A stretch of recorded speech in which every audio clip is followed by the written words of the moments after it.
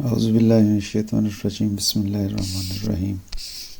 Student, सबसे पहले हम चैप्टर नंबर 21 के शार्ट क्वेश्चंस को देखते हैं। शार्ट क्वेश्चंस में पहला शार्ट क्वेश्चन है व्हाट आर आइसोटोप्स। आइसोटोप्स के मुतालिक जो है वो सिंपल डेफिनेशन है, आप पहले भी देख चुके हैं कि किसी भी एटम्स के किसी भी एलिमेंट के एटम्स जिनका मैस नंबर मुख्तलिफ होता है, डिफरेंट होता है, लेकिन चार्ज नंबर सेम होता है, तो ये तमाम जो है वो आइसोटोप्स कहलाते हैं। और what do they have in common and what are their differences, कि उनमें कॉमन क्या चीज़ है और उनका डिफरेंस क्या है। तो उसमें कॉमन क्या होगा, प्रोटॉन की तादाद दोनों में एक जैसी होगी, ठीक है, लेकिन न्यूट्रॉन की तादाद डिफरेंट होगी। प्रोटॉन की तादाद एक जैसी होगी और न्यूट्रॉन्स की तादाद डिफरेंट होगी। इसी तरह से एक और बात इसमें की जा सकती है कि उनकी केमिकल प्रॉपर्टीज़ सेम होंगी, क्योंकि केमिकल प्रॉपर्टी चार्ज नंबर के ऊपर डिपेंड करती हैं और चार्ज नंबर की वजह से जो इलेक्ट्रॉन्स हैं उनकी तादाद फिक्स होती है, और जो केमिकल प्रॉपर्टीज़ हैं वो इलेक्ट्रॉनिक स्टेट से पता चलती हैं। तो इसलिए ये सारी बातें छोड़कर हमने सिंगल सेंटेंस में लिख देना है कि उनकी केमिकल प्रॉपर्टीज़ सेम होती हैं, डिफरेंट क्या है, उनकी फ़िज़िकल प्रॉपर्टीज़ डिफरेंट होती हैं, ठीक है। तो मेरा ख्याल है ये एनफ है। इस सेंस में आपने स्कॉलर की किताब देख लेनी है, उसके अंदर अगर कोई सेंटेंसेस में मैंने जो बातें बताई उसमें रद्द बदल करने की ज़रूरत हो तो देख लीजिएगा, वरना वो एनफ होगा। नेक्स्ट है short question, why are heavy nuclei unstable. Heavy nuclei unstable क्यों हैं, इसका जवाब देना है, ठीक है। तो इस सेंस में एक आप लोगों के साथ मैंने डिस्कशन की हुई है कि वो एलिमेंट्स जिनका चार्ज नंबर यानी Z नंबर जो है वो ग्रेटर देन 92 या 92 है, तो वो नेचरली यानी कुदरती तौर पे वो अनस्टेबल होते हैं। अब हमने यहाँ पे डिस्कस करना है कि ये अनस्टेबल क्यों है। इसके लिए ग्रेटर देन 82 है, 92 नहीं स्टूडेंट्स, ग्रेटर देन 82 है। अच्छा, अब इसकी जो असल डिस्कशन है वो तो मैंने आप लोगों के साथ की हुई है कि जैसे जैसे Z नंबर बढ़ता जाता है न्यूट्रॉन्स की तादाद भी उसी मुनासबत से बढ़ती है, क्योंकि न्यूट्रॉन्स ने जो strong nuclear reactions neutron neutron neutron proton और प्रोटॉन प्रोटॉन के दरमियान होती है, उसके बरक्स जब न्यूक्लियस बनता है तो एक और तरह की इंटरेक्शन होती है जिसको हम कूलम रिपल्शन कहते हैं। तो कूलम रिपल्शन जो है ये एक्ट करती है मुख्तलिफ जो प्रोटॉन हैं उनके दरमियान। अब अगर हम इसको इस तरह से एक न्यूक्लियस बनाने की कोशिश करें या उसमें सोचने की कोशिश करें, तो ये वाला प्रोटॉन इस वाले प्रोटॉन के ऊपर जो है वो कूलम फोर्स अप्लाई करेगा, लेकिन चूंकि स्ट्रॉन्ग न्यूक्लियर फोर्सेस जो हैं ये इनकी रेंज बहुत कम होती है, तो इस सूरत में इनकी रेंज कम होने की वजह से ये प्रोटॉन एक दूसरे से अगर इतने दूर हैं कि उनके दरमियान या तो स्ट्रॉन्ग न्यूक्लियर फोर्स मौजूद नहीं है या फिर बहुत स्मॉल है, यानी इस रीजन में है, तो फिर इस सूरत में इन दोनों प्रोटॉन के दरमियान कूलम रिपल्शन तो मौजूद है लेकिन अट्रैक्शन मौजूद नहीं है, और ये अनस्टेबिलिटी काज करती है असल में। तो कुदरत ने इसको ख़त्म करने के लिए वहाँ पे न्यूट्रॉन्स रखे हुए हैं न्यूक्लियस के अंदर, क्योंकि ये वाला न्यूट्रॉन इस प्रोटॉन को और ये वाला न्यूट्रॉन इस प्रोटॉन को अट्रैक्ट करेगा, जिसकी वजह से ये जो कूलम रिपल्शन है प्रोटॉन के बीच, गो के वो एक दूसरे से दूर हैं, फिर भी उनके दरमियान कूलम रिपल्शन काफ़ी ज़्यादा होती है, क्योंकि न्यूक्लियस का साइज बहुत स्मॉल होता है और इतनी करीब अगर कोई दो चार्ज पार्टिकल पड़े हुए हैं तो उनके दरमियान कूलम रिपल्शन बहुत ज़्यादा होती है। तो इस सेंस में ये न्यूट्रॉन की मौजूदगी इस कूलम रिपल्शन के इफेक्ट को कम करेगी। लेकिन जब चार्जेस बहुत ज़्यादा हो जाते हैं, यानी प्रोटॉन्स की तादाद 82 या 82 से ग्रेटर होती है, तो उसमें इतने प्रोटॉन होते हैं कि कम से कम वो प्रोटॉन जो पेरिफेरी में है, यानी आउटर मोस्ट शेल के आउटर मोस्ट रीजन में है, वो कम से कम हमेशा ऐसे होते हैं कि उनके दरमियान स्ट्रॉन्ग किस्म की कूलम रिपल्शन तो मौजूद होती है, लेकिन स्ट्रॉन्ग न्यूक्लियर फोर्स जो है वो या ज़ीरो होने के करीब होती है या बहुत कम होती है। तो इस सेंस में वहाँ पे न्यूट्रॉन की तादाद बढ़ती जानी चाहिए, लेकिन वो कितनी बढ़ सकती है? न्यूट्रॉन फिर खुद अनस्टेबल करना शुरू कर देते हैं जब साइज बहुत बड़ा हो जाता है।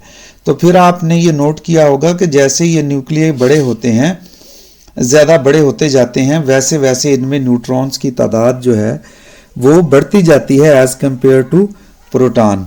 जिस तरह से अगर हम यूरेनियम की बात करें, 92-234 यूरेनियम का आइसोटोप, इसकी अगर मैं बात करूं तो आप देखें इसमें नंबर ऑफ न्यूट्रॉन जो हैं वो n is equal to a minus z, और a कितना है 234 है और z है 92। तो आप देख रहे हैं इसमें न्यूट्रॉन की तादाद प्रोटॉन की तादाद से कहीं ज़्यादा है, लेकिन फिर भी ये न्यूक्लियस हाईली अनस्टेबल है। उसकी वजह कूलम रिपल्शन इफेक्ट है। तो ये हो गई बुनियादी बात जो एक्चुअली हमारी अंडरस्टैंडिंग है कि ये क्यों अनस्टेबल होते हैं। बहरहाल इसको सिंपल रखने के लिए आप किसी भी किताब से देख सकते हैं, जो सिंपल आंसर लिखा हुआ हो वो भी आप देख सकते हैं, ठीक है ना। जिस तरह से स्कॉलर वालों ने लिखा हुआ है कि in a heavy nuclei we have too many neutrons relative to protons. The strong nuclear force between two nuclei falls off rapidly. Hence, electrostatic repulsive forces overcome the strong nuclear force. तो ये simple words में उसने लिख दिया। मैंने आपको ज़्यादा इसलिए एक्सप्लेन किया कि आपको ये सारी बात पूरे तरीके से समझ आ जाए। नेक्स्ट है, if a nucleus has a half life of 1 year, अगर एक न्यूक्लियस की हाफ लाइफ 1 ईयर है, does this means that it will be completely decade after 2 year. Explain करें कि क्या इसका मतलब है कि वो कंप्लीटली डिके कर जाएगा आफ्टर 2 ईयर? नहीं, इसका मतलब ये बिल्कुल नहीं है, क्योंकि हमारी जो अंडरस्टैंडिंग हाफ लाइफ के मुतालिक है वो ये है कि हाफ लाइफ किसी भी मटेरियल के लिए वो टाइम होता है जिसमें उस न्यूक्लियस, उस एटम के न्यूक्लियाई जो भी आपके पास पड़े हुए हैं वो जितनी देर में आधे रह जाते हैं। अब 1 ईयर हाफ लाइफ का मतलब ये हुआ कि अगर फर्ज किया हमारे पास पहले 100 न्यूक्लियाई थे तो फिर 50 रह गए, अब अगले 1 साल में 50 से 25 रह जाएंगे। तो इसका मतलब ये हुआ कि वो कंप्लीटली डिके नहीं होगा। तो इसलिए फिर ये स्टेटमेंट इस सेंस में नहीं, आंसर इसका नो में आएगा, क्योंकि इस सेंस में ये कंप्लीटली डिके नहीं होगी। नेक्स्ट वाला शॉर्ट क्वेश्चन जो है वो बड़ा इंपॉर्टेंट है और उसमें जो बात पूछी गई पहले उसको समझते हैं। What fraction of a radio active sample decays, ये ख्याल रखना है। एक तो what fraction of radio active sample decay, दो चीजें होती हैं कि जब कोई एटम के किसी एटम, कुछ एटम्स आपके पास पड़े हुए हैं और वो रेडियो एक्टिव हैं और वो एटम डिके करते हैं, तो डिके करने पर दो तरह से क्वेश्चन पूछा जा सकता है कि किसी गिवन टाइम में वो, चाहे वो टाइम हाफ लाइफ की सूरत में पूछ लिया जाए, चाहे वो टाइम वैसे पूछ लिया जाए, बहरहाल दोनों सूरतों में हमें ये डिस्कस करना होता है दो पहलू से कि कितने एटम्स जो हैं वो डिके कर गए या कितने एटम्स जो हैं वो अभी बाकी रह गए। तो यहां पे उसने जो क्वेश्चन पूछा है वो डिके करने वाले जो रेडियो एक्टिव न्यूक्लियाई हैं उनका पूछा है, और टाइम उसने दिया है in terms of half lives. तो कितनी हाफ लाइफ, 2 हाफ लाइफ्स के बाद जो है वो कितने रह जाएंगे। ठीक है, तो अब ये हमने पहले भी इसको पढ़ते हुए कैलकुलेशन की हुई है कि हाफ लाइफ में फर्ज किया पहले जो है वो n नॉट हैं, तो एक हाफ लाइफ गुजरने बाद कितने रह जाएंगे, n नॉट बाई 2। और इसी तरह से फिर 2 हाफ लाइफ्स जब गुजरेंगी तो फिर ये n नॉट बाई 2 का भी हाफ, n नॉट बाई 2 का हाफ कितना होगा जी, n नॉट बाई 2 का हाफ, तो ये हो जाएगा n नॉट बाई 4। इस तरह से सिंपली आप जो है वो नंबर्स यानी इनिशियल मौजूद एटम्स की तादाद के ऊपर आप निकाल सकते हैं कि बाकी कितने बचेंगे। अब उसने इस शॉर्ट क्वेश्चन में चूंकि तादाद के हवाला से कोई तज़किरा नहीं किया, बल्कि उसने फ्रैक्शन परसेंटेज में अगर पूछी है या फ्रैक्शन परसेंटेज में हम उसका जवाब दे सकते हैं, तो उस फ्रैक्शन परसेंटेज में हम सिंपली ये कह देंगे कि अगर एक हाफ लाइफ गुजरे, एक हाफ लाइफ, तो उस सूरत में हमें पता है कि कितने बाकी रह जाते हैं, 50%। अब जब दूसरी हाफ लाइफ गुजरेगी तो इस 50% का हाफ रह जाएंगे, तो इसलिए 2 हाफ लाइफ के बाद कितने रह गए, 25%।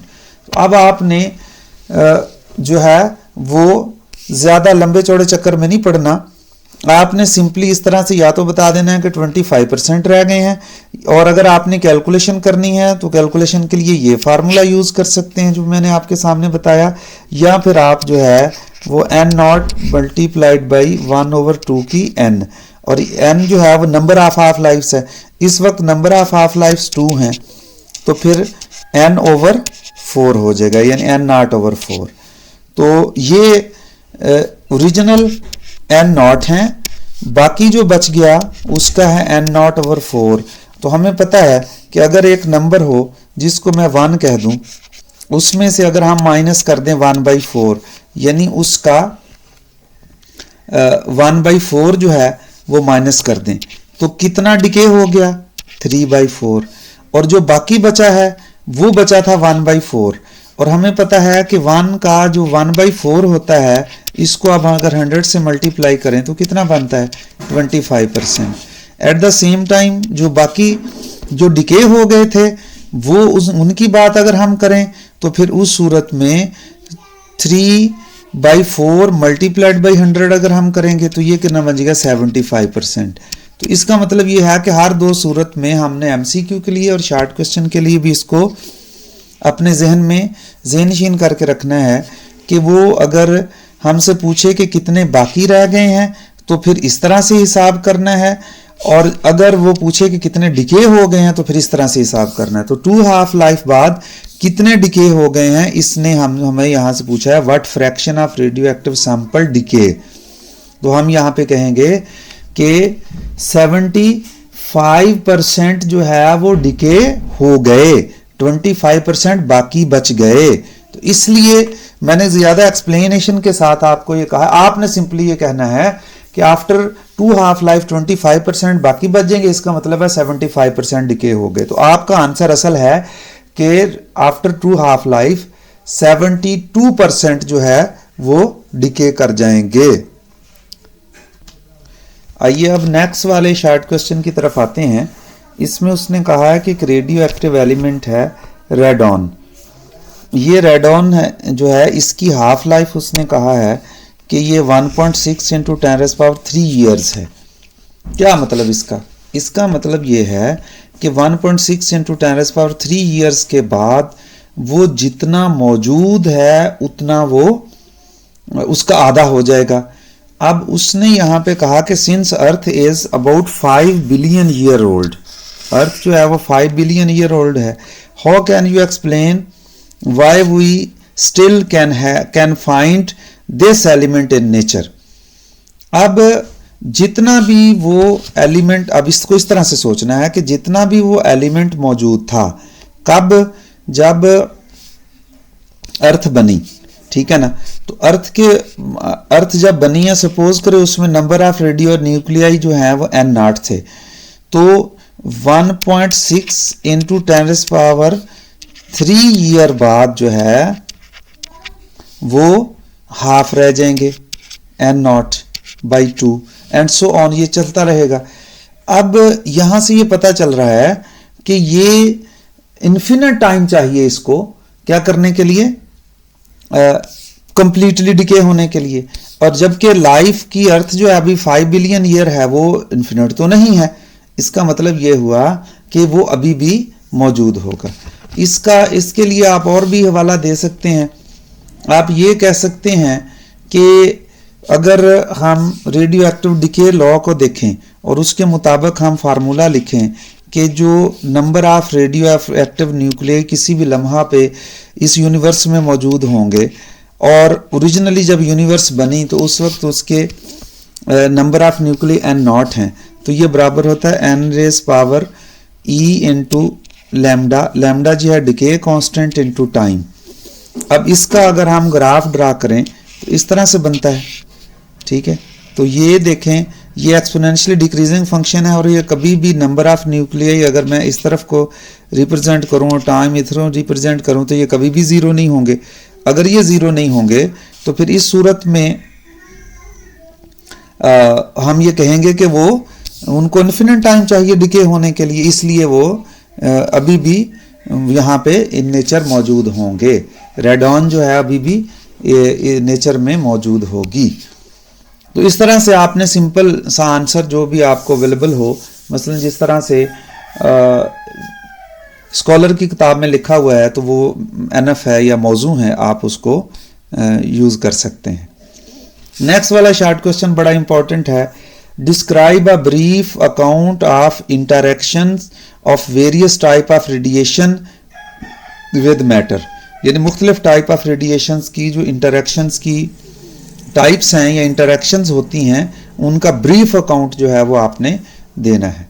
तो इस सेंस में आप interaction of radiation with matter जो है वो वाला टॉपिक जो आपने देखा, आपको मैंने समझाया हुआ है, उसमें से आपने ब्रीफली डिस्कस कर लेना है, या फिर स्कॉलर वाली किताब के ऊपर जो है उन्होंने उस टॉपिक में कुछ इंफॉर्मेशन ब्रीफली डिस्कस की हुई है, आपने वही यूज़ करनी है। लेकिन ये याद रखना, ये शॉर्ट क्वेश्चन इंपॉर्टेंट है।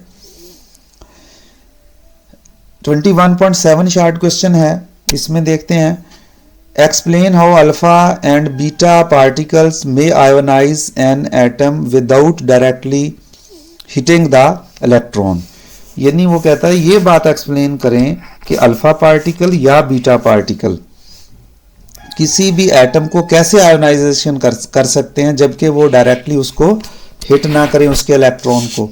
तो ये इस तरह से है कि अल्फा पार्टिकल या बीटा पार्टिकल दोनों चार्ज पार्टिकल हैं, और हमें पता है कि जब कोई चार्ज पार्टिकल जब किसी दूसरे चार्ज पार्टिकल के करीब आता है या करीब से गुजरता है तो वो अपने चार्ज की वजह से, यानी आने वाला पार्टिकल उसका जो चार्ज है उस चार्ज की वजह से वो क्या करेगा, वो उसके ऊपर उसके साथ इंटरेक्शन करेगा, और उस इंटरेक्शन के नतीजे में उस चार्ज पार्टिकल जो है वो अपने करीब आने वाले या करीब से जिसके करीब से वो गुजरता है उस पार्टिकल के साथ वो इंटरेक्ट करेगा। इंटरेक्ट करने का मतलब क्या हुआ कि उस पार्टिकल के ऊपर फोर्स अप्लाई करेगा, और अगर ये फोर्स इतनी ज़्यादा है यानी इतनी है कि उसके इलेक्ट्रॉन को निकाल बाहर करे तो वो बड़े आराम से आयोनाइजेशन काज कर सकते हैं। What is the difference in the action of the two particles in producing the ionization. फिर उसने पूछा कि अगर अल्फा पार्टिकल आयोनाइजेशन करे तो उसके एक्शन, और अगर बीटा पार्टिकल आयोनाइजेशन काज करे तो उसके एक्शन में क्या फ़र्क है। तो ऑब्वियसली फ़र्क ये है कि alpha particle positively charge particle हैं और इनका चार्ज भी ज़्यादा है, +2 होता है, तो इसलिए ये इलेक्ट्रॉन को एटम किसी भी एटम से निकाल बाहर करने के लिए क्या करेंगे, विदाउट हीटिंग अट्रैक्टिव फोर्स से उसकी आयोनाइजेशन काज करेंगे। जबकि जो इलेक्ट्रॉन्स हैं वो रिपल्सिव फोर्स से आयोनाइजेशन काज करेंगे। तो ये दो तरह से फ़र्क है। तफसील मैंने बता दी है, अब उसके लिए जो भी मुनासिब तहरीर हो आपको जिस मर्जी किताब से मिले आप उसको देख लें। नेक्स्ट वाला शॉर्ट क्वेश्चन बड़ा इंपॉर्टेंट है। A particle which produces more ionization is less penetrating why. ये इंपॉर्टेंट भी है और उसका जवाब हम पहले भी डिस्कस कर चुके हैं, लेकिन दोबारा से फिर डिस्कस कर लेते हैं इसको थोड़ा सा, कि जब कोई पार्टिकल जो है प्रोड्यूस करेगा ज़्यादा आयोनाइजेशन, तो इसका मतलब ये है कि वो ज़्यादा एनर्जी लॉस करेगा, और अगर वो ज़्यादा एनर्जी लॉस करेगा तो उसकी एनर्जी जल्दी जल्दी ख़त्म हो जाएगी, और जब अगर उसकी एनर्जी ख़त्म होगी तो वो फिर रुक जाएगा। इसका मतलब ये हुआ कि अल्फ़ा पार्टिकल की, जैसे आपको एग्जांपल दिया, उसकी आयोनाइजेशन पावर हाई होती है, तो इसलिए वो फास्टली एनर्जी लॉस करेंगे और जल्दी वो क्या करेंगे, रुक जाएंगे, और इस जब जल्दी रुक जाएंगे तो लेस पेनिट्रेशन होगी। तो ये इसकी बुनियादी तौर पे काज है लेस पेनिट्रेशन की। नेक्स्ट वाला शॉर्ट क्वेश्चन 21.9 ये भी इंपॉर्टेंट है, और इसमें पूछा क्या गया है कि what information is revealed by the length and shape of the tracks of an incident particle in Wilson cloud chamber। तो वहाँ पे आपने इंफॉर्मेशन क्या क्या हासिल होती है। मसलन अगर किसी पार्टिकल का ट्रैक जो है वो स्ट्रेट लाइन है, कंटिन्यूस है, तो इससे मतलब है कि इंसिडेंट पार्टिकल मैसिव है और वो मोर आयोनाइजिंग है, ठीक है। और थिक का मतलब थिक है, अगर शेप में थिक आ जाता है, लेंथ कम या ज्यादा आ जाती है, शेप में अगर थिकनेस ज्यादा है तो इसका मतलब वो ज्यादा आयोनाइजेशन काज कर रहा है विल्सन क्लाउड चैम्बर में। क्योंकि विल्सन क्लाउड चैम्बर में जब ज्यादा आयन्स बनेंगे तो उसकी एक्सप्लेनेशन आपको बताई हुई है कि वहां सुपर सैचुरेटेड वेपर कंडेंस होते हैं, तो कंडेंसेशन ज्यादा होगी तो उससे पाथ जो है वो ज्यादा विजिबल या थिक होगा। इसके बरक्स अगर कोई किसी पार्टिकल का पाथ जो है वो थिन है और डिसकंटिन्यूस है, तो जैसा कि बीटा पार्टिकल का आपको तस्वीर भी मैंने किताब में दिखाई थी, उसको दोबारा से देख लीजिएगा, तो वो लेस मैसिव होगा और उसकी आयोनाइजेशन पावर भी लेस होगी क्योंकि वो ज्यादा लॉन्ग उसका ट्रैक है। डिसकंटिन्यूस का मतलब ये है कि वो डिसकंटिन्यूट होने का मतलब वो अपने पाथ से इधर उधर इनहराफ कर जाता है, और इनहराफ करने का मतलब यही है कि जिन पार्टिकल से वो टकरा रहा है उन पार्टिकल के कंपेरेबल उसका मास है या उससे कम है। अगर वो उस कंपेरेबल होगा या उससे मास कम होगा तो वो फिर जो जिन पार्टिकल से वो टकरा रहा है वो उसको डिट्रैक्ट कर देंगे। तो इसलिए थिन होना और इस जो डिसकंटिन्यूस होना इस बात की दलालत है कि पार्टिकल का, आने वाले पार्टिकल का मास कम है और उसकी आयोनाइजेशन पावर भी कम है। इसी तरह से अगर कोई डेफिनेट शेप ना हो उसकी, यानी पता ही ना चले कि पाथ कौन सा किधर भी गया पार्टिकल, फिर डिसकंटिन्यूटी आ जाए, फिर यानी कोई डेफिनेट शेप ना बने पाथ की, तो उस सूरत में फिर वो स्मॉलेस्ट आयोनाइजिंग पावर होगी। जिस तरह के आप फिगर में देख सकते हैं ionisation tracks for the gamma particles. Next आ जाते हैं, why must a Geiger Muller tube for detecting alpha particle have a very thin end window.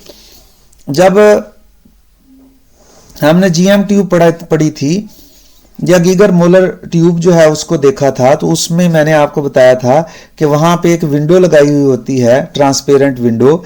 उस विंडो का क्या काम होता है, ताकि पार्टिकल उसमें इंटर हो सके। अब अल्फा पार्टिकल हमें पता है कि ये हाईली आयोनाइजिंग है और इनका मास भी ज्यादा होता है, इनका चार्ज भी ज्यादा होता है। तो ये पॉसिबल है कि अगर वो किसी ट्यूब की विंडो में से पास करते हैं और विंडो का साइज या मटेरियल इस तरह का है कि वो मोस्ट ऑफ द आयोनाइजेशन जो है उधर विंडो से भी काज कर लेते हैं या वहीं पे अपनी पावर को लूज कर लेते हैं, तो फिर गीगर मोलर ट्यूब की ऐसी गीगर मोलर ट्यूब के लिए उनको डिटेक्ट करना मुश्किल हो जाएगा, या इवन हो सकता है कि वो वहीं पे रुक जाएं, वहां से पास ही ना कर पाएं। तो इसलिए अल्फा पार्टिकल डिटेक्ट करने के लिए अगर आपने कोई गीगर मोलर ट्यूब बनानी है तो उसकी विंडो जो है वो वेरी थिन आपको रखनी पड़ेगी। लेकिन उसके बरक्स अगर आप गैमा रेज जो हैं उनको डिटेक्ट करना है तो गैमा रेज के लिए हमें पता है कि उसके लिए कोई खास मटेरियल की ज़रूरत नहीं होती, वो आमतौर पे किसी भी मटेरियल में से पास कर जाती हैं विदाउट लूजिंग एनर्जी। तो फिर आप ये भी कह सकते हैं कि उसमें आपको स्पेशल मटेरियल की विंडो बनाएं ही ना, वैसे ही ट्यूब बना लें आम मटेरियल की, जिस मटेरियल की ट्यूब बनानी वही बना लें, वही उसको जो है वो डिटेक्ट करने के लिए काफ़ी होगा। तो ये बुनियादी आइडिया था जो मैंने आप लोगों के साथ डिस्कस कर लिया। आपकी किताब में जो भी लिखा उसको देख के आप तहरीर उसकी मुकम्मल कर लें। नेक्स्ट वाला शॉर्ट क्वेश्चन है, describe the principle of operation of solid state detector of ionizing radiation in terms of generation and detection of charge carrier. इसके लिए सबसे बेहतरीन ऑप्शन तो ये है कि आप जो है वो अपनी किताब के ऊपर जो उसने डिस्क्रिप्शन लिखी हुई है वो देखें। बहरहाल उसको सिंपल रखने के लिए आप उसको मुख्तसर भी कर सकते हैं। तो आइए अब हम देखते हैं कि आपकी किताब में वो वर्किंग प्रिंसिपल कहाँ पे लिखा है ताकि उसके अल्फाज जो है वो हम ज़रा देख लें। तो ये अब आपके सामने जो सॉलिड स्टेट डिटेक्टर वाला टॉपिक है हमारी किताब में से वो यहाँ पे आपको नज़र आ रहा होगा। इसमें जो पहला सेंटेंस है ना यही इंपॉर्टेंट है, इसमें काफ़ी सारी डिस्क्रिप्शन उसकी आ जाती है। सॉलिड स्टेट डिटेक्टर जो है ये स्पेशली डिजाइन पीएन जंक्शन है और ऑपरेट करता है under are reverse bias in which electron hole pairs are produced by the incident radiation. ये है बुनियादी तौर पे सेंटेंस कि किस तरह से उसका वर्किंग प्रिंसिपल है कि जब कोई रेडिएशन उसके ऊपर पड़ती है तो इलेक्ट्रॉन होल पेयर जनरेट करती है और इस इलेक्ट्रॉन होल पेयर की वजह से एक करंट काज होता है एक्सटर्नल सर्किट में और उससे हमें पता चल जाता है कि कोई आयोनाइजिंग रेडिएशन जो है वो इस जंक्शन के ऊपर आके पड़ी है।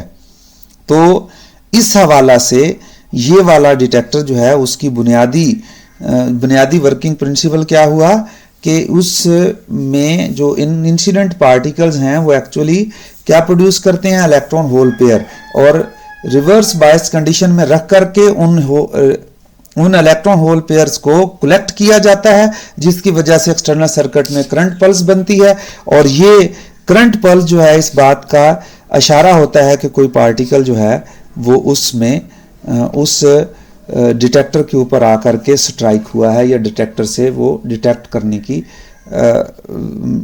डिटेक्ट होने का इंडिकेटर बनेगा। बहरहाल आप इसको अपनी जो किताब अगर स्कॉलर वगैरह की किताब आपके पास है तो उसमें से भी आप इसको देख सकते हैं या कहीं पे किसी किताब से भी आपको इसकी इस तरह से का वर्किंग प्रिंसिपल अगर मिले तो आप उसको वहां से तैयार कीजिएगा। नेक्स्ट वाला शॉर्ट क्वेश्चन जो है वो हमारे पास इस तरह से है कि है ये इम्पोर्टेंट बल्कि मोस्ट इम्पोर्टेंट है, ठीक है। और ये अब आपने क्योंकि क्रिटिकल मैथ्स का कॉन्सेप्ट क्लास में नहीं पढ़ा था तो इसलिए मुझे थोड़ा सा हवाला इसका क्रिटिकल मास के हवाला से देना पड़ेगा ताकि ये बात समझ आ जाए। पहले सबसे पहले देखते हैं कि क्रिटिकल मैथ्स यूज़ कहाँ पर हुआ है। उसके लिए हम अपनी किताब की तरफ आते हैं। चूँकि इस शॉर्ट क्वेश्चन का ताल्लुक जो है वो न्यूक्लियर फिशन से रिलेटेड टर्म्स के साथ मौजूद है तो इसलिए इस बात को अंडरस्टैंड करने के लिए हम न्यूक्लियर फिशन का जो प्रोसेस है उसको ज़रा समझने की कोशिश करते हैं। न्यूक्लियर फिशन के प्रोसेस को समझने के लिए आपकी किताब की तरफ आते हैं और अब थोड़ा सा शॉर्ट क्वेश्चन वाले हिस्से को पास करके इसको सुन लेते हैं कि न्यूक्लियर फिशन जो है वो क्या है, क्योंकि हमें ये भी समझना है। न्यूक्लियर फिशन जो है उसमें एक तो ये दो नाम आपने याद रखने हैं कि ये न्यूक्लियर फिशन जो है उसको स्टडी करने वाले साइंटिस्टों के नाम क्या हैं, ओटो हान और फ्रिट्ज स्ट्रासमैन। ये दोनों जर्मन साइंटिस्ट थे, इनका आपने नाम याद रखना है। इन्होंने ये ऑब्जर्व किया, ऑब्जर्वेशन उनकी क्या थी कि उन्होंने स्लो मूविंग न्यूट्रॉन्स जो हैं उनको बम्बार कर दिया U-23592 आइसोटोप के ऊपर, और न्यूक्लियर रिएक्शन के नतीजे में उन्होंने देखा कि उसमें न्यूक्लियर रिएक्शन के नतीजे में बेरियम, क्रिप्टॉन और on the average of 3 neutrons are obtained. ठीक है, इसमें जो हैरानकुन बात ये थी कि न्यूक्लियर रिएक्शन के लिए उन्होंने न्यूट्रॉन्स को दाखिल किया यूरेनियम के न्यूक्लियस में, और ये बड़ी अजीब ऑब्जर्वेशन इस सेंस में थी कि अब दो इंटरमीडिएट जो न्यूक्लियाई हैं, इंटरमीडिएट मैस के जो न्यूक्लियाई हैं, जैसे बेरियम का मैस जो है वो 141 है और क्रिप्टॉन का मैस जो है वो 92 है, तो ये इंटरमीडिएट मैस के दो न्यूक्लियाई बन गए, एक बड़ा न्यूक्लियस ब्रेकअप होके। तो फिर इस प्रोसेस को समझने के लिए फर्दर जो एक्सप्लेनेशन की गई और समझा गया और उसका नाम रखा गया, उसको फिर नाम दिया गया फिशन का प्रोसेस। फिशन के प्रोसेस में क्या होता है कि ये एक ऐसा रिएक्शन होता है जिसमें एक हैवी न्यूक्लियस, जिस तरह के यूरेनियम की एग्जांपल दी है, ये स्प्लिट अप हो जाता है इनटू 2 न्यूक्लियर रफली equal size along with the emission of energy during the reaction is called fission reaction। ये डेफिनेशन आप लोगों ने फिशन रिएक्शन की याद रखनी है इम्तहानात के लिए भी और वैसे भी अगर आपसे कोई पूछता है। ये पॉसिबल रिएक्शन में से एक पॉसिबल रिएक्शन है, ये आपको एमसीक्यू में भी पूछा जा सकता है, क्योंकि ये रिएक्शन वहाँ पे वो कह देंगे कि क्या रिएक्शन है लिखो, या शॉर्ट क्वेश्चन में और एमसीक्यूज में ये कहा होगा रिएक्शन लिखा हुआ होगा, इसमें कोई एक मिसिंग होगा बीच में से ना, इस तरह से ये वाला मिसिंग हो सकता है, ये मिसिंग हो सकता है, तो आपने फिर उस एमसीक्यूज में इस मिसिंग जो एलिमेंट है उसका बताना है।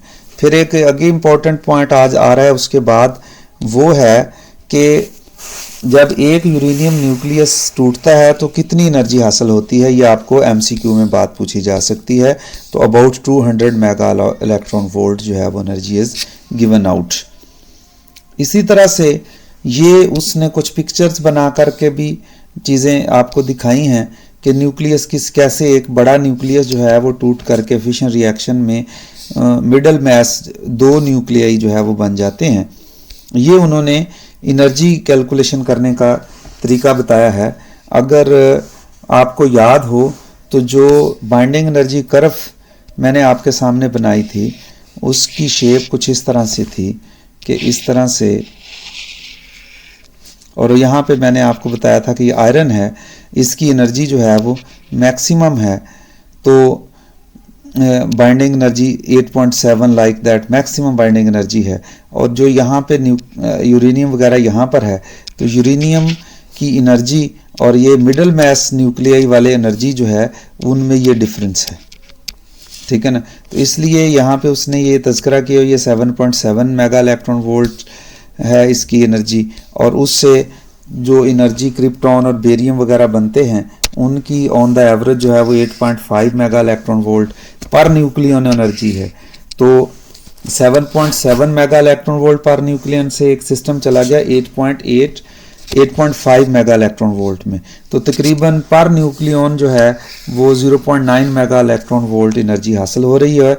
और इसको 235 न्यूक्लियॉन्स जो हैं उसके साथ मल्टीप्लाई किया तो ये बनेगा तकरीबन 211.5 मेगा इलेक्ट्रॉन। तो इसलिए ऑलमोस्ट वो कहते रहते हैं कि 2.5 मेगा इलेक्ट्रॉन वोल्ट।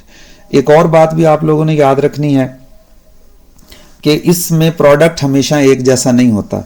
जिस तरह से मुख्तलिफ पॉसिबल रिएक्शंस में मुख्तलिफ पॉसिबिलिटीज़ होती हैं, जिस तरह एक रिएक्शन में हमने देखा था कि बेरियम और क्रिप्टॉन है, और ये एक और रिएक्शन पॉसिबल है जिसमें टिन और मोलिब्डेनम पैदा हुआ है, और एक और इस तरह से रिएक्शन है जिसमें ज़ीनॉन और स्ट्रोंशियम प्रोड्यूस हुआ है। इसमें ऑन द एवरेज 2 न्यूट्रॉन निकले हैं, इसमें 3 न्यूट्रॉन निकले हैं। इससे पहले जो लिखा था उस रिएक्शन में भी 3 न्यूट्रॉन थे, तो इसलिए उसने शुरू में ऑन द एवरेज का तस्करा किया था। तो ये भी याद रख लेना आप।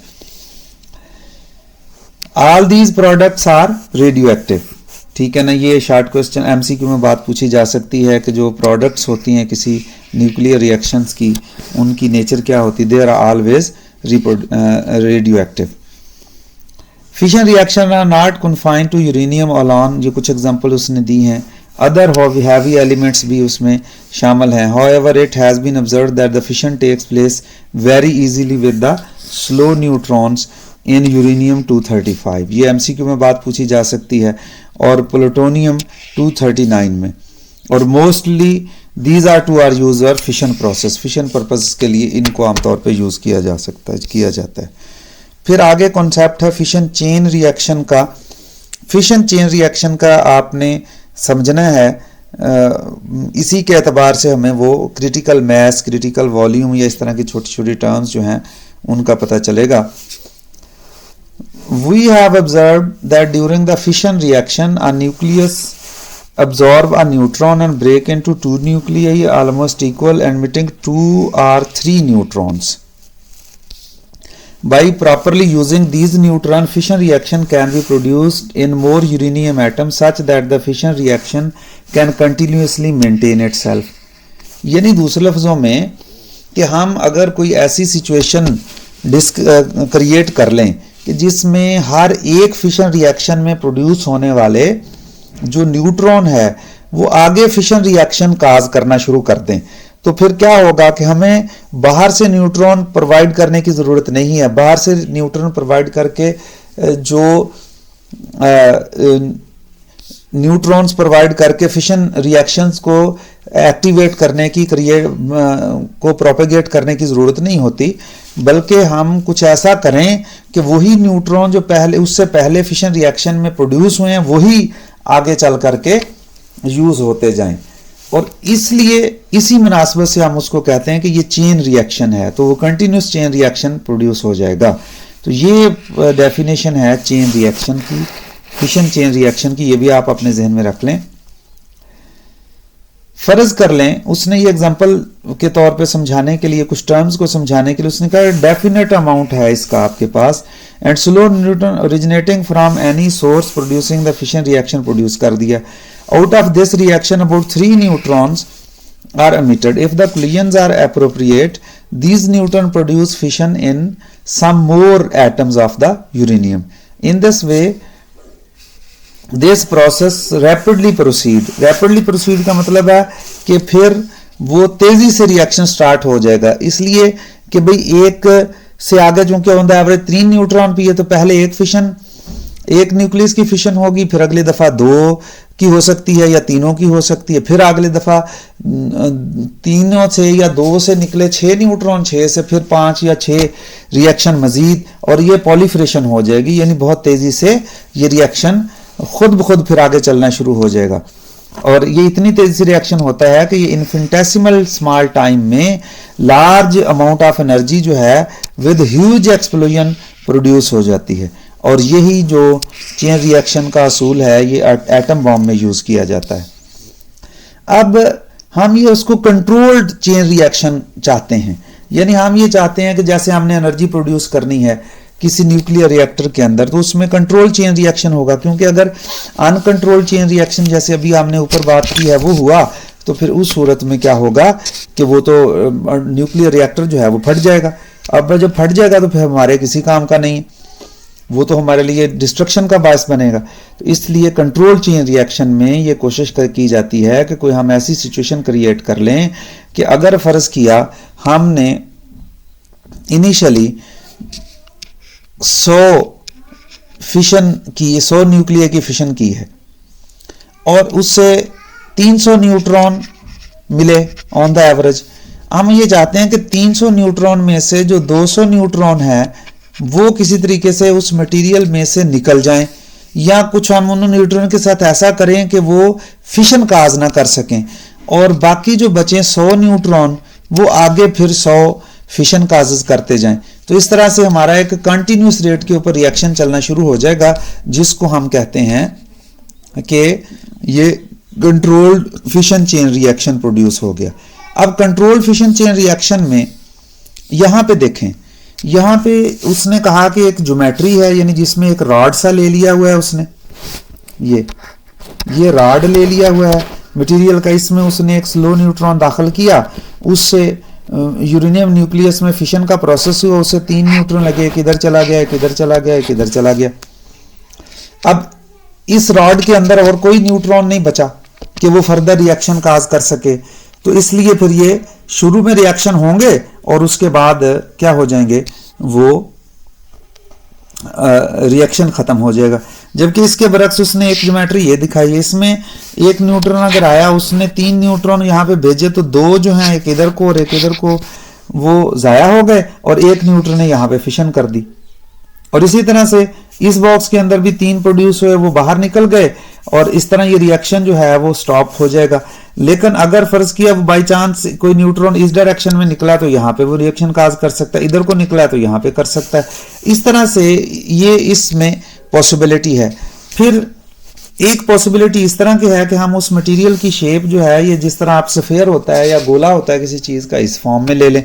उस फॉर्म में जब न्यूट्रॉन आप दाखिल करेंगे तो आगे अगर हम इस गोले का वॉल्यूम और मैस इस तरह से कंट्रोल कर लें कि हमेशा ऑन द एवरेज हर जो फिशन रिएक्शन यहाँ पे हो, उनमें से एक तो फर्दर फिशन का प्रोसेस काज करे एक न्यूट्रॉन, और बाकी न्यूट्रॉन जो है वो किसी वजह से एस्केप हो जाएं, तो फिर इस सूरत में हम कहेंगे कि यहाँ पे कंट्रोल्ड न्यूक्लियर रिएक्शन जो है कांस्टेंट रेट के ऊपर प्रोड्यूस हो सकता है। तो उस कांस्टेंट रेट के ऊपर प्रोड्यूस होने के लिए आपको स्पेसिफिक अमाउंट ऑफ जो है वो मटेरियल चाहिए, यानी जिसको हम मैस कहेंगे m0 उसको, और स्पेसिफिक वॉल्यूम चाहिए इस स्फेरिकल शेप के मटेरियल के लिए।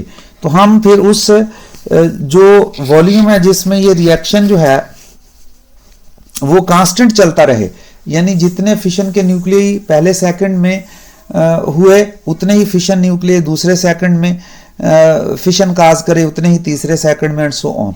तो उस मटेरियल के वॉल्यूम और मैस को हम कहेंगे ये क्रिटिकल है। अगर ये रिएक्शन स्पीड अप होने वाला मैस और वॉल्यूम हो तो हम कहेंगे ये सुपर क्रिटिकल है।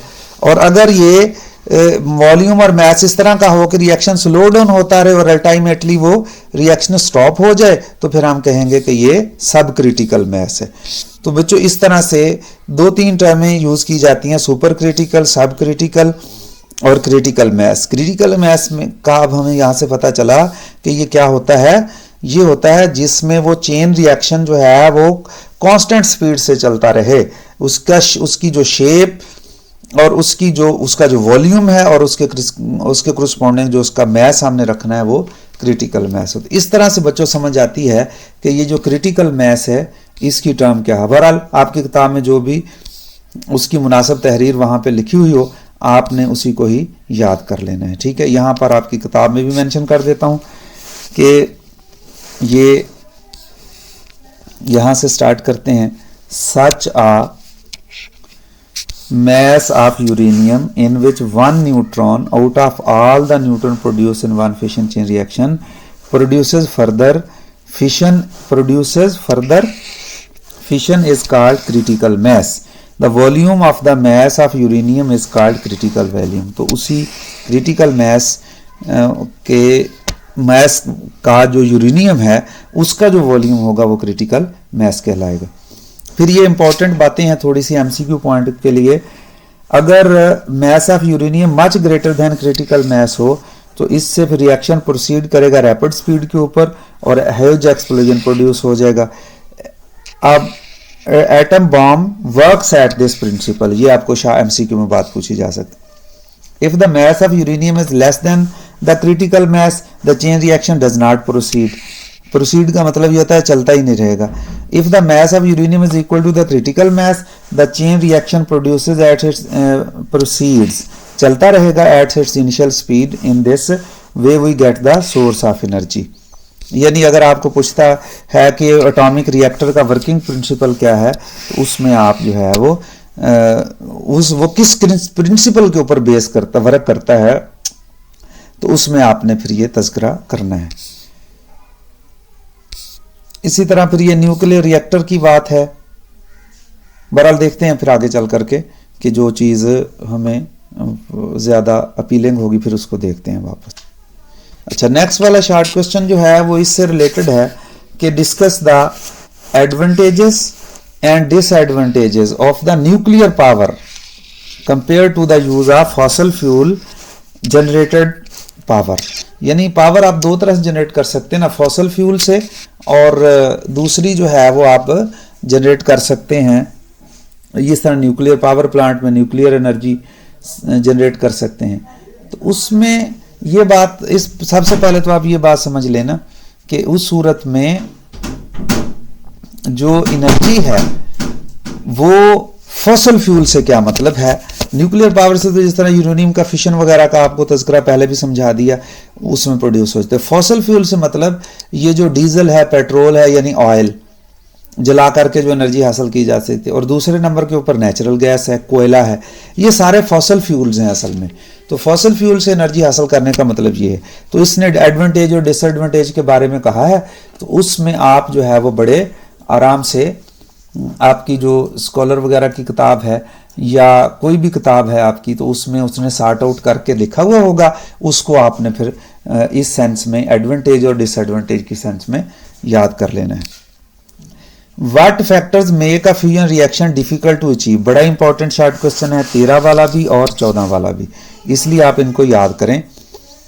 Fusion reaction difficult to achieve, एक है फिशन रिएक्शन और एक है फ्यूजन रिएक्शन। तो इस मामला को, इस शॉर्ट क्वेश्चन को समझने के लिए आइए पहले देखते हैं कि फ्यूजन का प्रोसेस जो है वो क्या है, उसको देख लेते हैं। ठीक है, तो आइए स्टूडेंट, सबसे पहले ना आपकी किताब से हम जो फ्यूजन रिएक्शन है उसके बारे में बात करते हैं, वो क्या है। अब अगर आपने बाइंडिंग एनर्जी कर्व वाला लेक्चर आपने सुना हुआ है वहां से क्लास में, तो आपको याद होगा मैंने कहा था कि दो छोटे न्यूक्लिया को मिलाकर के अगर बड़ा न्यूक्लियस बनाएं तो वो भी स्टेबल हो जाता है, और अगर एक बड़ा न्यूक्लियस तोड़ करके उससे दो इंटरमीडिएट मास के न्यूक्लियर बनाए जाएं तो वो भी स्टेबलाइजेशन की तरफ जाते हैं और एक्स्ट्रा एनर्जी को जो है वो खारिज करते हैं। तो फ्यूजन के प्रोसेस में जो है वो यही फिर डेफिनेशन बनेगी कि जब कोई न्यूक्लियर रिएक्शंस जिसमें दो लाइट न्यूक्लियाई मर्ज करके उससे एक हैवी न्यूक्लियस हम बनाते हैं, तो इसको फ्यूजन का प्रोसेस कहते हैं। फ्यूजन आम लफ्ज है जिसमें दो चीज़ों को मिला करके उससे तीसरी चीज़ नई बना ली जाती है, उसको कहते हैं ये फ्यूजन हो गई है। तो फ्यूजन रिएक्शन में दो लाइटर न्यूक्लियाई को, यानी आम सेंस में छोटे कह ले हम, लाइटर न्यूक्लियाई को जिनकी बाइंडिंग एनर्जी कम होती है, उनको मिला करके उससे एक बड़ा न्यूक्लियस बनाते हैं जिसकी बाइंडिंग एनर्जी ज़्यादा होती है as compare to the lighter nuclei. तो फिर ये सिस्टम मोस्ट स्टेबल की सूरत की में जाएगा, तो उसके नतीजे में यहाँ पे एनर्जी जो है वो अमिट होगी। ये उसने एक दो एग्जांपल्स भी यहाँ पे कोट की हैं कि तकरीबन ये वाला फैक्टर भी याद रख लेना है आपने, 0.9 मेगा इलेक्ट्रॉन वोल्ट जो है वो पर फिशन के प्रोसेस में प्रोड्यूस होती है, जबकि इसके मुकाबले में यहाँ पर जो है वो अगर हम दो न्यूट्रॉन और दो प्रोटॉन को मिला करके अगर हम हीलियम एटम बनाएं यानी फ्यूजन करें उसकी, तो 28 mega electron volt energy given out होती है। फिर भी अगर हम न्यूक्लियन पर न्यूक्लियन देखना चाहें तो ये एनर्जी काफ़ी ज़्यादा है। उसकी सेंस ये है कि दो प्रोटॉन और दो न्यूट्रॉन का मतलब 4, और 27 को 4 पे डिवाइड करें तो तकरीबन 7 मेगा इलेक्ट्रॉन वोल्ट। वहाँ पे तकरीबन 0.9 मेगा इलेक्ट्रॉन वोल्ट या अराउंड आप रफली कह लें कि 1 मेगा इलेक्ट्रॉन वोल्ट एनर्जी हासिल होती थी, यहाँ पर 7 mega electron volt per nucleon energy हासिल होगी फ्यूजन के प्रोसेस में। लेकिन फ्यूजन के प्रोसेस के साथ एक मसला है, it is very difficult to produce fusion. It is very difficult to produce fusion, क्योंकि इसमें अपोजिटली चार्जेस जैसे प्रोटॉन है उनको हम करीब लाते हैं तो उससे कूलम रिपल्शन शुरू हो जाती है। अब कूलम रिपल्शन की वजह से आप उनको फ्यूज़ नहीं कर पाते। जो फ्यूज़ करने के लिए फिर हमें हाई एनर्जी चाहिए, ज़्यादा एनर्जी चाहिए उस कूलम रिपल्शन फोर्स को। ये सारी बात इसने यहाँ पे लिखी है ओवरकम करने के लिए, इसलिए ये डिफ़िकल्ट है। कि इसको स्टार्ट रिएक्शन को करने के लिए बड़ी हाई एनर्जी अमाउंट चाहिए। ठीक है, बहरहाल फिर भी उन्होंने इस डिफ़िकल्टी के बावजूद जो है वो न्यूक्लियर रिएक्शंस किस तरह के पॉसिबिलिटीज़ हैं, उनकी डिफरेंट पॉसिबिलिटीज़ डिस्कस की हुई हैं और फिर उस रिएक्शंस को अर्थ के ऊपर अचीव करने के लिए कोशिश की गई है। Let us take the example of the fusion reaction when two neutrons are merge to form the helium nucleus. ये उसने एक फ्यूजन रिएक्शन कहा है कि जिसमें दो न्यूट्रॉन्स को की मदद से हम हीलियम न्यूक्लियस बनाते हैं। 24 मेगा इलेक्ट्रॉन वोल्ट एनर्जी निकलती है। ये आपने एमसीक्यू के लिए याद रखना है, ये रिएक्शन भी एमसीक्यू के लिए याद रखना है, ठीक है ना। लेकिन वो कहता है कि इसके बड़े कम चांस हैं कि ऐसे हीलियम बनेगी, यानी ये रिएक्शन मुश्किल है। The probability of occurring such a reaction great where 2 proton and 1 neutron is produce as a given below. कहता है कि ये रिएक्शन जो है उससे ज़्यादा फिजिबल है कि ये रिएक्शन हो पहले, फिर उसके बाद जो है ना वो ये रिएक्शन हो। In both of these reaction about 1.0 mega electron per nucleon is produced. ये भी बात आपने याद रखनी। और फिर if H2 and H3 are forced to fuse 17.56 mega electron energy is obtained. तो ये रिएक्शन फिर इस तरह से होगी। We know that the fusion for 2 light nuclei to work has to be done. तो उसके लिए फिर हमें वर्क करना पड़ेगा, overcome the repulsive forces which exist between them. For this 2 nuclei are hurled towards one another at very high speed. और इस speed को प्रोड्यूस करने के लिए हम उनकी वेरी वेरी लार्ज वेलोसिटी चाहिए, और तो वो आम एक्सेलेटर से भी ऑब्टेन कर सकते हैं। और इसका अल्टरनेटिव मेथड जो है उसको वो भी है फ्यूजन रिएक्शन का। It is based upon the principal that the speed of atom of a substance increases with the increase in the temperature of a substance. हमें पता है आम रोज़मर्रा ज़िंदगी में आप इसकी एग्जांपल समझ सकते हो कि ये क्या बात की गई है। जैसे आप पानी को गर्म करें तो आप देख रहे होते पानी के मालिक्यूल, अगर पानी के अंदर कोई पत्ते वगैरह या कोई और छोटी छोटी चीज़ें या कोई पाउडर वगैरह आप डाल दें तो आपको वो पाउडर चलता हुआ नज़र आएगा। जैसे जैसे टेम्परेचर बढ़ता जाएगा वैसे आप देखेंगे उस पाउडर के, या पोलन ग्रेन्स वगैरह डाल लें तो आपको पता चलेगा कि उनकी स्पीड बढ़ती जा रही है।